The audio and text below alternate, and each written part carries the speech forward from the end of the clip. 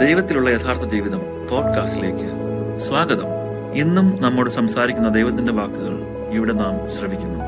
വരൂ, ദൈവത്തെ കൂടുതലായി അറിയുവാനും അവിടുന്നുമായി ഗാഠമായ ഒരു വ്യക്തിബന്ധത്തിലേക്ക് പ്രവേശിക്കുവാനും ഇതാ നിങ്ങളെ ക്ഷണിക്കുന്നു. എപ്പിസോഡ് 75 17/8/1988. എൻ്റെ കർത്താവേ, ഇത് ഞാനാണ്, ഞാൻ രക്ഷകനാണ്, അതിനാൽ എന്നെ വിശ്വസിക്കുക.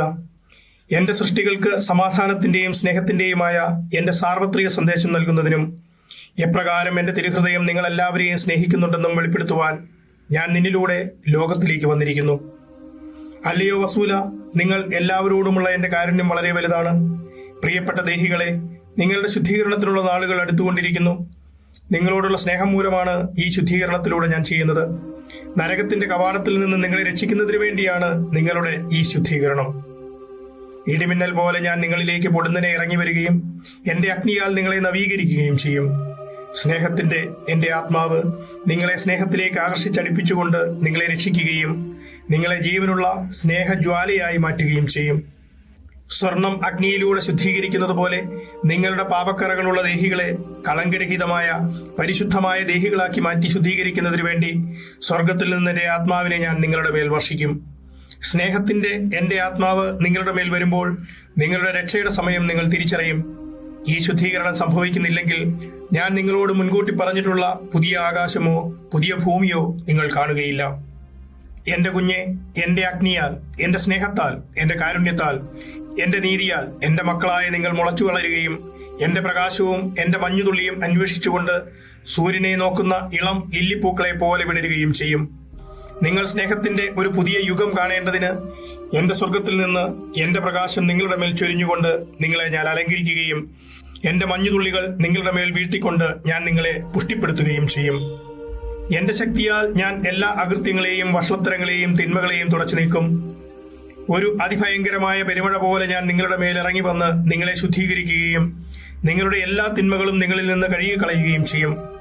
ശുദ്ധമായ ഒരു സ്വർണസ്തംഭം പോലെ ഞാൻ നിങ്ങളെ നിർത്തും. ശക്തിയുള്ള എൻ്റെ തീക്ഷ്ണമായ സ്നേഹത്താൽ എല്ലാ തെറ്റുകളെയും വ്യാജമായിട്ടുള്ള സകലതിനെയും ഞാൻ തുടച്ചു മാറ്റും. മഴത്തുള്ളികൾ ചെളി കഴുകിക്കളയുന്നത് പോലെ നിങ്ങളുടെ ദേഹിയെ കളങ്കപ്പെടുത്തിയിരിക്കുന്ന നിങ്ങളുടെ പാപങ്ങളെ എൻ്റെ മഹോന്നതമായ സ്നേഹം നിങ്ങളിൽ നിന്ന് കഴുകിക്കളയും. നിങ്ങളുടെ രക്ഷകനായ ഞാൻ സൃഷ്ടികളായ നിങ്ങളെ നവീകരിക്കുകയും എൻ്റെ സമ്മാനം നിങ്ങൾക്ക് നൽകുകയും ചെയ്യും. എൻ്റെ സമ്മാനം സ്വർഗത്തിൽ നിന്ന് ഇറങ്ങി വരും. ഒരു തിളങ്ങുന്ന ജെറൂസലേം, നിർമ്മലവും പരിശുദ്ധവും പുനർനിർമ്മിതവുമായ സഭ.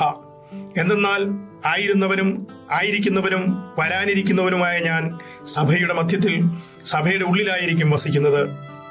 സഭയുടെ ജീവന്റെ തുടിപ്പ് അവളുടെ സ്പന്ദനങ്ങളിലൂടെ നിങ്ങൾ അനുഭവിച്ചറിയും. എന്തെന്നാൽ എൻ്റെ തിരുഹൃദയം അവളുടെ ഉള്ളിൽ തുടിച്ചുകൊണ്ടിരിക്കും. ദശലക്ഷക്കണക്കിന് മാലാഖമാർ സ്വർഗത്തിൽ നിന്ന് ഒരു മനോഹരമായ താലത്തിൽ വെച്ചിരിക്കുന്നത് പോലെ ഒരു പുതിയ നഗരവും ഒരു പുതിയ സഭയും ഇറക്കിക്കൊണ്ടുവരുന്ന ഒരു ദർശനം കർത്താവ് എനിക്ക് നൽകി. സർവരുടെയും കർത്താവായ ഞാൻ, എൻ്റെ ഹൃദയം അഗ്നി ജ്വലിക്കുന്നത് പോലെ തീക്ഷ്ണമായിരിക്കുന്നു. എൻ്റെ സ്നേഹത്തിന്റെ ചൂളയിൽ നിങ്ങളെ തള്ളിയിട്ടുകൊണ്ട് നിങ്ങളെ പരമാനന്ദ ലഹരിയിലാക്കുന്നതിനും നിങ്ങളുടെ പ്രിയപ്പെട്ട ദൈവമായ എന്നോടുള്ള സ്നേഹം മൂലം നിങ്ങളെ സ്വർഗീയ സന്തോഷത്താൽ നിറയ്ക്കുന്നതിനും എൻ്റെ തിരുഹൃദയം തീക്ഷ്ണമായി ജ്വലിച്ചുകൊണ്ടിരിക്കുന്നു. അതെ, നിങ്ങൾ ഓരോരുത്തരിൽ നിന്നും എൻ്റെ അഗ്നിയാൽ ജ്വലിക്കുന്ന ജീവനുള്ള ബലിപീഠം ഞാൻ ഉരുവാക്കും. അല്ലയോ എൻ്റെ സൃഷ്ടികളെ, എൻ്റെ അഗ്നി നിങ്ങളുടെ ഹൃദയങ്ങളെ ജ്വലിപ്പിക്കുമ്പോൾ നിങ്ങൾ ഇപ്രകാരം നിലവിളിച്ചു പറയും: അങ്ങ് മാത്രമാണ് ഏകദൈവം. നീതിമാനായ ദൈവമേ, അങ്ങ് സത്യമായും കുഞ്ഞാടാണ്. അങ്ങാണ് ഞങ്ങളുടെ സ്വർഗീയ പിതാവ്. എങ്ങനെയാണ് ഞങ്ങൾ ഇത്രമാത്രം അന്ധരായി തീർന്നത്? അല്ലയോ പരിശുദ്ധരിൽ പരിശുദ്ധനെ, ഞങ്ങളിലായിരിക്കണമേ, ഞങ്ങളിൽ വസിക്കണമേ. ഞങ്ങളുടെ രക്ഷകനെ, ഞങ്ങളിലേക്ക് വരണമേ. നിങ്ങളുടെ ഈ നിലവിളി ഞാൻ കേൾക്കാതിരിക്കുകയില്ല. ഇടിമിന്നൽ വേഗത്തിൽ ഞാൻ നിങ്ങളിലേക്ക് ഇറങ്ങി വന്ന് നിങ്ങളുടെ മധ്യേ വസിക്കും. പ്രിയപ്പെട്ടവരെ, ആരംഭം മുതൽ തന്നെ നിങ്ങൾ എൻ്റെ സ്വന്തം മക്കളായിരുന്നെന്ന് അപ്പോൾ നിങ്ങൾ തിരിച്ചറിയും.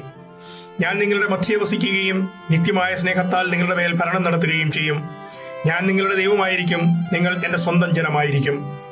പ്രിയപ്പെട്ട ദേഹി, എന്നെ നിന്റെ രാജാവായി പരിഗണിക്കുക. നിന്റെ സ്നേഹത്താൽ എന്നെ കിരീടമണിയിക്കുക. നമുക്ക് വരൂ. 18/8/1988. ഒരു ആശ്രമം സന്ദർശിച്ച അവസരം. ഞാൻ പരിചയപ്പെട്ട ഒരു സമൂഹത്തിലെ അംഗങ്ങൾ വളരെയധികം മനോവേദന അനുഭവിക്കുന്നു. ഒരു പിശാച് അവരെ പീഡിപ്പിക്കുന്നതായി അവർക്ക് അനുഭവപ്പെടുന്നു. അവരെ സഹായിക്കണമെന്ന് ഞാൻ കർത്താവിനോട് അപേക്ഷിച്ചു. കർത്താവേ, ഇത് ഞാനാണ്.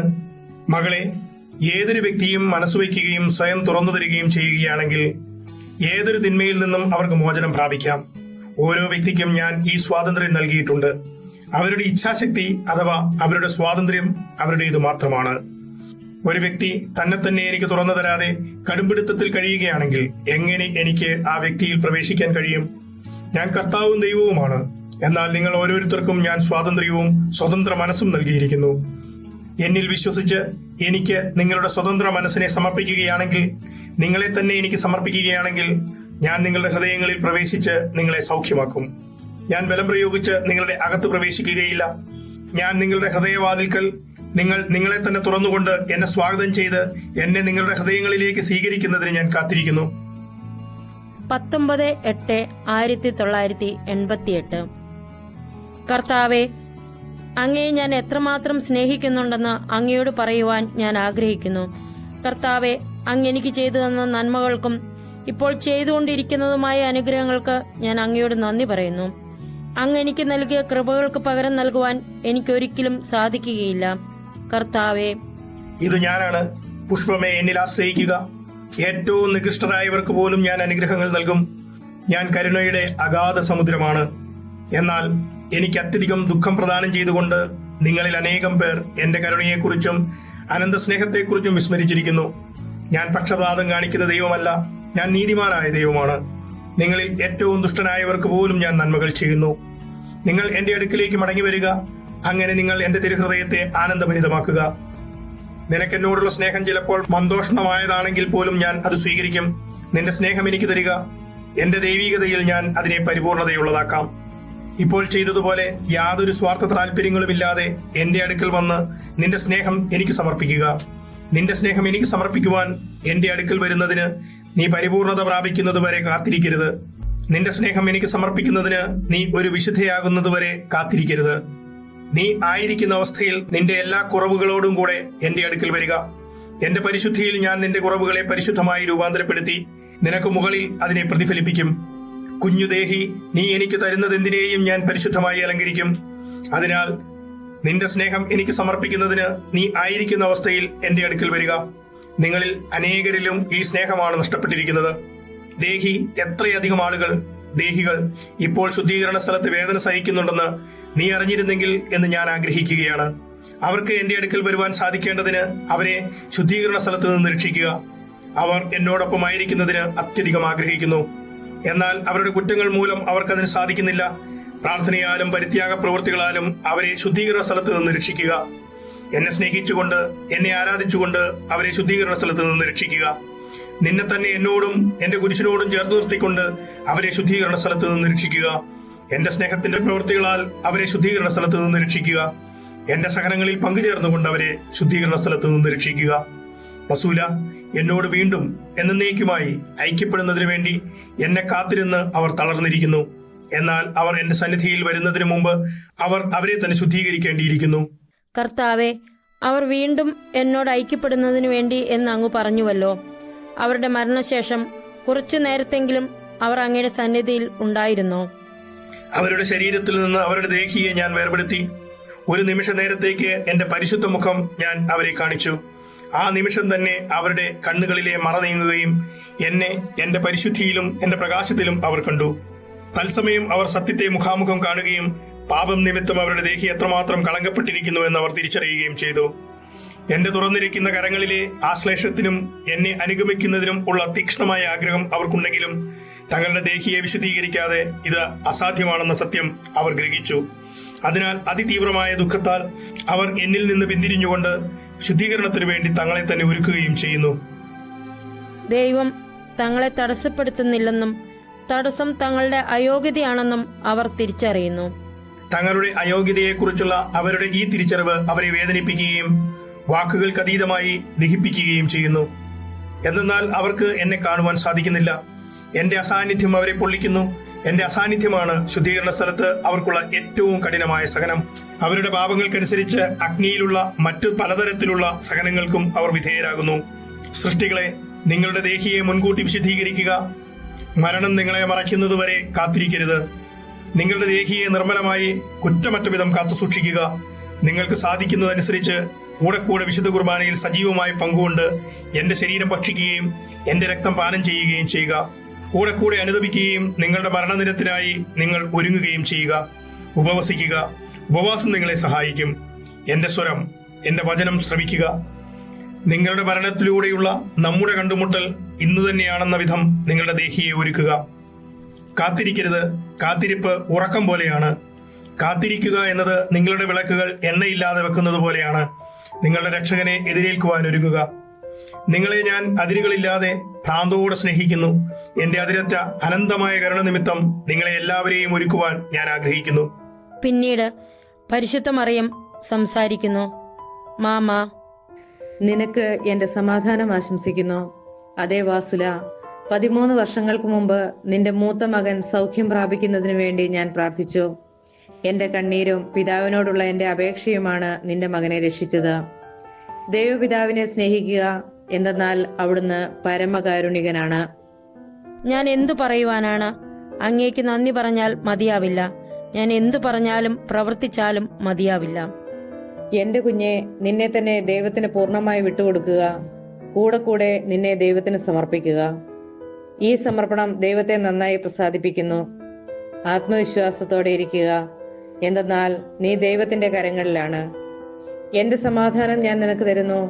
ദൈവത്തെ അനുസരിച്ചുകൊണ്ട് അവിടുത്തെ മഹത്വപ്പെടുത്തുക. അമ്മേ, ഞാൻ അങ്ങയെ മഹത്വപ്പെടുത്തുന്നു. ഞാൻ നിന്നെയും നിന്റെ കുടുംബത്തെയും അനുഗ്രഹിക്കുന്നു. പിന്നീട് വാസുല, ഫാത്തിമയിൽ ഞാൻ പ്രവചിച്ചിട്ടുള്ള പല കാര്യങ്ങളും താമസിയാതെ നിറവേറുമെന്ന് നിന്നോട് പറയുവാൻ ഞാൻ ആഗ്രഹിക്കുന്നു. ഞാൻ കൃപ നിറഞ്ഞവളാണ്. ഈ വർഷം മുതൽ ആ കൃപകൾ എന്റെ മക്കളുടെ മേൽ വർഷിക്കുവാൻ ഞാൻ ആഗ്രഹിക്കുന്നു. നിശ്ചയിക്കപ്പെട്ട സമയം സമാഗതമായിരിക്കുന്നു. അവശേഷിച്ചിരിക്കുന്ന ഈ കുറഞ്ഞ കാലയളവിൽ നിങ്ങളുടെ പരിശുദ്ധയമ്മയായ ഞാൻ ഇതിനു മുമ്പ് എന്നതിനേക്കാൾ അധികമായി നിങ്ങളുടെ സമീപത്തുണ്ടായിരിക്കും. നിങ്ങളെ വളർത്തുന്നതിനും നിങ്ങളെ പ്രതി അത്യധികമായി സഹിച്ചുകൊണ്ടിരിക്കുന്ന യേശുവിന്റെ അടുക്കിലേക്ക് നിങ്ങളെ ആകർഷിച്ചടുപ്പിക്കുന്നതിനുമായി നിങ്ങളിൽ അനേകരുടെ മേൽ എന്റെ കൃപകൾ ഞാൻ വർഷിക്കും. മകളെ, ഒരു വ്യക്തി ഞങ്ങളുടെ പക്കലേക്ക് തിരിച്ചു വരുന്ന നിമിഷം ഞങ്ങളുടെ ഹൃദയങ്ങളിൽ നിന്ന് ഒരു മുള്ള് പറിച്ചു മാറ്റപ്പെടും. ഞാൻ അങ്ങയെ സ്നേഹിക്കുന്നു എന്ന ഒരു വ്യക്തി വിളിച്ചു പറയുന്ന നിമിഷം ഒരു മുള്ള് ഞങ്ങളുടെ ഹൃദയങ്ങളിൽ നിന്ന് പറിച്ചു മാറ്റപ്പെടുകയും ആ സ്ഥാനത്ത് ഒരു പുഷ്പം വിടർന്നു വരികയും ചെയ്യും. മകളെ, നിനക്ക് സമാധാനം. നമ്മൾ നമുക്ക്. അതെ, നമ്മൾ നമുക്ക്. 20/8/1988. യേശുവേ, ഇത് ഞാനാണ്. പ്രിയപ്പെട്ടവളെ, എന്നിൽ നിന്ന് വരുന്ന വെളിപ്പെടുത്തലുകളെയും പ്രത്യക്ഷീകരണങ്ങളെയും ആക്ഷേപിക്കുവാൻ അനേകം മനുഷ്യരെ പ്രേരിപ്പിച്ചുകൊണ്ട് സാത്താൻ അവരെ വഞ്ചിച്ചുകൊണ്ടിരിക്കുന്നു. ഞാൻ നിന്നെ രക്ഷിക്കുവാൻ വന്നിട്ടില്ലായിരുന്നെങ്കിൽ നീ ഇപ്പോഴും സാത്താന്റെ പിടിയിലായിരിക്കുമായിരുന്നു. എന്റെ കാരുണ്യത്തിൽ വിശ്വസിക്കുക, എന്റെ പ്രവൃത്തികളിൽ വിശ്വസിക്കുക. ഞാൻ നിന്നെ രക്ഷിക്കുവാൻ വന്നിട്ടില്ലായിരുന്നെങ്കിൽ നിന്റെ ഇപ്പോഴത്തെ അവസ്ഥയും പണ്ടത്തെ അവസ്ഥയും തമ്മിൽ താരതമ്യം ചെയ്തു നോക്കുക. ഞാൻ പ്രകാശമാകുന്നു. ഞാൻ നിന്നെ അന്ധകാരത്തിൽ നിന്ന് രക്ഷിച്ചു. വസൂല, സാത്താൻ നിരാശനാണ്. നിങ്ങളെ ആശയക്കുഴപ്പത്തിലാക്കുവാനും ഭിന്നിപ്പിക്കുവാനും അവൻ പരിശ്രമിച്ചുകൊണ്ടിരിക്കുന്നു. അവൻ എങ്ങനെയാണ് പ്രവർത്തിക്കുന്നതെന്ന് തിരിച്ചറിയുക. നിങ്ങൾ എല്ലാവരെയും ആശയക്കുഴപ്പത്തിലാക്കുവാൻ അവൻ പരിശ്രമിച്ചുകൊണ്ടിരിക്കുന്നു. എന്റെ പ്രവൃത്തികൾ മനുഷ്യരെ എങ്ങനെയാണ് രക്ഷിക്കുന്നതെന്ന് അവനറിയാം. അക്കാരണത്താലാണ് എന്റെ പദ്ധതികളെ തകർക്കുവാനും അവയ്ക്കെതിരെ പോരാടുവാനും അവൻ ആഗ്രഹിക്കുന്നത്. ഞാൻ എപ്പോഴും നിങ്ങളുടെ സമീപത്തുണ്ടായിരിക്കും. അപ്പസ്തോലന്മാരുടെ പ്രവർത്തനങ്ങൾ 2-ാം അധ്യായം വായിക്കുക. അനേകർക്ക് ഉന്നതത്തിൽ നിന്ന് എന്റെ ആത്മാവിനെ ലഭിക്കുന്നു. എന്നാൽ പതിവ് പോലെ എന്റെ രഹസ്യങ്ങളെ വിശദീകരിക്കുവാനോ വിവേചിച്ചറിയുവാനോ കഴിയാതെ ചിലർ അവയെ പരിഹസിച്ച് തള്ളിക്കളയുന്നു. എന്റെ ആത്മാവിനെ എല്ലാ മനുഷ്യരുടെയും മേൽ ഞാൻ വർഷിക്കുമെന്ന് ഞാൻ വീണ്ടും വീണ്ടും പറഞ്ഞിട്ടുണ്ട്. നിങ്ങളുടെ പുത്രന്മാരും പുത്രിമാരും പ്രവചിക്കും. യുവാക്കൾ ദർശനങ്ങൾ കാണും. നിങ്ങളുടെ വൃദ്ധന്മാർ സ്വപ്നങ്ങൾ കാണും. നിങ്ങളിൽ ഏറ്റവും നിസാരരുടെ മേൽ പോലും എന്റെ ആത്മാവിനെ ഞാൻ വർഷിക്കും. ആകാശത്തും ഭൂമിയിലും ഞാൻ അടയാളങ്ങൾ കാണിക്കും. സൃഷ്ടികളെ, ഈ പ്രവചനങ്ങൾ നിങ്ങൾ ഗ്രഹിച്ചിട്ടുണ്ടോ? സാത്താന്റെ കെണികളെ കുറിച്ച് ജാഗ്രത പാലിക്കുക. സാത്താന്റെ ദുഷ്ടതകളെപ്പറ്റി ഞാൻ നിനക്ക് മുന്നറിയിപ്പ് നൽകിയിട്ടുണ്ടല്ലോ. എന്റെ കുഞ്ഞെ, ഞാൻ നിന്നെ അനന്തമായി സ്നേഹിക്കുന്നു. ഞാൻ നിന്നെ ഒരിക്കലും വഴിതെറ്റാൻ അനുവദിക്കുകയില്ല. കർത്താവെ, വ്യാജമായ പ്രത്യക്ഷപ്പെടലുകളും വെളിപാടുകളും ഉണ്ടല്ലോ. ശരിയാണ്, വ്യാജമായ പ്രത്യക്ഷപ്പെടലുകളും വെളിപാടുകളുമുണ്ട്. എന്നാൽ താമസിയാതെ ഞാൻ അവയെ തുറന്നു കാട്ടുകയും അവ വ്യാജമാണെന്ന് വ്യക്തമാക്കി തരികയും ചെയ്യും. ഏത് പിതാവാണ് തന്റെ കുഞ്ഞ് വർഷങ്ങളായി തെറ്റായ വഴിയിലൂടെ സഞ്ചരിക്കുന്നത് കണ്ടിട്ട് മുന്നറിയിപ്പ് നൽകാതിരിക്കുന്നത്? അഥവാ ഏത് പിതാവാണ് തന്റെ കുഞ്ഞ് വഞ്ചിക്കപ്പെടുന്നത് കണ്ടിട്ട് നിശബ്ദനായിരിക്കുന്നതും മുന്നറിയിപ്പ് നൽകാതിരിക്കുന്നതും അവന് സത്യം കാണിച്ചു കൊടുക്കാതിരിക്കുന്നതും? അങ്ങനെയെങ്കിൽ സ്നേഹവും കരുണയുമായ ഞാൻ നിശബ്ദനായിരിക്കുമോ? എന്റെ കുഞ്ഞ് ആ അപകടത്തിൽപ്പെട്ടിട്ട് സത്യം വെളിപ്പെടുത്തി തരുവാൻ ഞാൻ ഓടി വരാതിരിക്കുമോ? സത്യം ഗ്രഹിക്കുവാൻ പരിശ്രമിക്കുക. എന്റെ ദൈവമേ, ഞങ്ങൾ എല്ലാവരോടുമുള്ള അങ്ങയുടെ ക്ഷമയോർത്ത് ഞാൻ അങ്ങേക്ക് നന്ദി പറയുന്നു. അങ്ങയുടെ കാരുണ്യം നിശ്ചയമായും വളരെ വലുതാണ്. വസൂല, എന്റെ ഈ കാരുണ്യത്തെക്കുറിച്ച് അവർ മനസ്സിലാക്കിയിരുന്നെങ്കിൽ എന്റെ അടുക്കിലേക്ക് വരൂ. ഞാൻ അവിടുത്തെ ചാരത്തക്ക വിധം അവിടുത്തോട് ചേർന്നിരിക്കണമെന്ന് അവിടുന്ന് ആഗ്രഹിക്കുന്നതായി എനിക്ക് തോന്നി. നീ എന്നെ ചാരിയിരിക്കണമെന്ന് ഞാൻ ആഗ്രഹിക്കുന്നു. എന്റെ എല്ലാ സൃഷ്ടികളും എന്നെ ചാരിയിരിക്കണമെന്ന് ഞാൻ ആഗ്രഹിക്കുന്നു. നിങ്ങൾ കേട്ടത് ദൈവത്തിലുള്ള യഥാർത്ഥ ജീവിതം പോഡ്കാസ്റ്റ്. അടുത്ത എപ്പിസോഡിൽ വീണ്ടും കണ്ടുമുട്ടുമ്പോഴേക്കും അവിടുത്തെ കരുണാദ്ര സ്നേഹത്തിൽ ഒരു പടി കൂടെ ആഴപ്പെടാൻ ഇടവരട്ടെ.